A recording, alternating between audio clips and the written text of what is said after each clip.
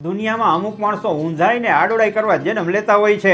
તમારે જોવું, ગામમાં, શેરીમાં, પરિવારમાં કે વોટ્સએપ ગ્રુપમાં ઓછામાં ઓછો એક માણસ તો એવો હશે જ જેનું કામ બીજાની પથારી ફેરવવા સિવાય બીજું કાંઈ હોતું નથી.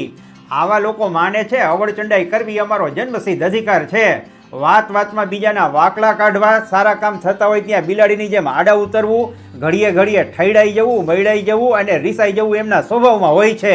તમે મને ગણતરીમાં ન લીધો. ઘેલ હાગરા, તું તારા લખણ નહીં સુધારતો તને મત ગણતરી કે વસ્તી ગણતરીમાં કોઈ નહીં લે. લગ્ન કે વિવાહવજન જેવા પ્રસંગોએ આવા માણસો ગાડાના આડાની જેમ નડીને ઊભા રહી જાય. આવા અપલખણાઓને સુધારવાનો એક જ રસ્તો છે. એને બહુ ચાટવાના નહીં, પપલાવાના નહીં, મોઢે તો ચડાવવાના જ નહીં, કારણ કે મોઢે ચડાવ્યો મોંમાં મૂતરે.